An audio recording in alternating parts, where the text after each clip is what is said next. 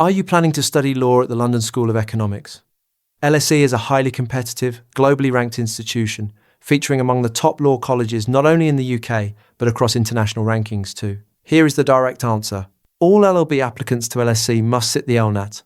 Only your Section A multiple choice score is used for most candidates, and offer holders typically average in the mid to high 20s out of 42. Check the university's website for the latest figures. Because mastering the LNAT is essential to secure your place, understanding exactly how LSE uses it will give you a real advantage. Let us walk through the requirement, the numbers, and what you should be aiming for. This requirement applies specifically to the LLB course code M100. Right now, the LNAT is not required for any other program at LSE. So every single applicant to the LLB Laws degree sits the same test on the same terms. Your scores are also never carried forward, so you must take the LNAT within the relevant admissions cycle. Why does LSE use the LNAT? Every cycle, they receive a massive volume of highly qualified applicants to study the LLB. Admission is extremely competitive, with many applicants for every place. Check the university's website for current figures.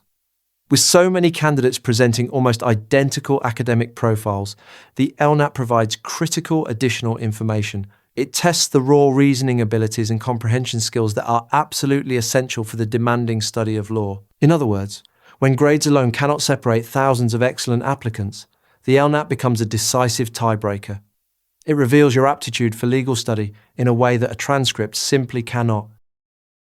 Alongside your LNAT score, LSE weighs the full range of information on your UCAS form. This includes your personal statement, your achieved and predicted grades, your subject combinations, contextual information, and your teacher's reference. Contextual information, such as your educational circumstances, can genuinely matter here. LSE takes a comprehensive view, but the LNAT still carries substantial weight within that overall picture of each candidate.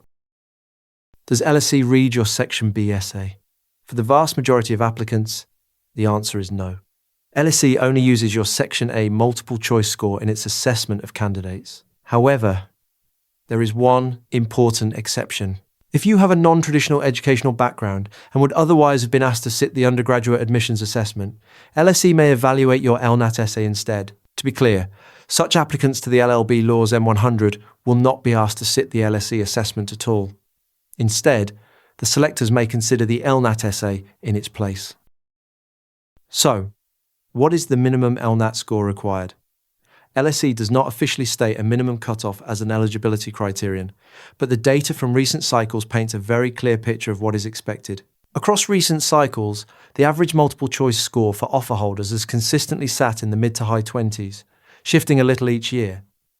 Check the university's website for the latest average. To put it simply, the LNAT may carry up to 40% weight in the admissions criteria, so your score matters a great deal.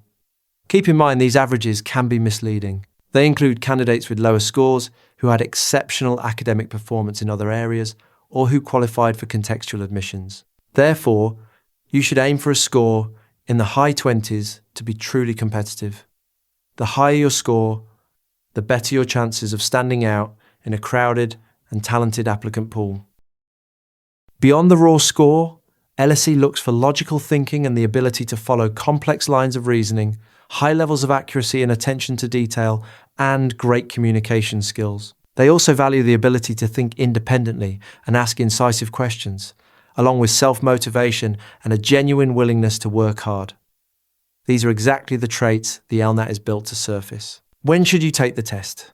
You can submit your UCAS application to LSE before taking the LNAT, but it is strongly preferable to test as early as possible in the cycle. You absolutely must take the LNAT by their deadline, around the end of the year, to be eligible for an offer. Because these dates shift each cycle, check the official LNAT website and the university's website for the exact deadline. Crucially, select LSE when you register your LNAT account so they can retrieve your scores.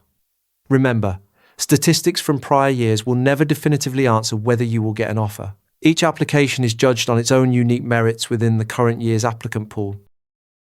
To hit those elite averages up in the high 20s, you need to engage in high-volume, timed practice. The LNAT is designed to be difficult, and natural aptitude alone is rarely enough to reach the top scores. LawMint provides the most comprehensive LNAT preparation resource available. We offer 200 full-length LNAT practice tests to build your logical thinking, accuracy, and time management skills. Don't leave your law school application to chance. Head over to lawmint.uk to try a free full-length LNAT practice test, then access 200 full-length tests with 8,400 multiple-choice questions. And don't forget to subscribe to @LNAT Prep on YouTube for more.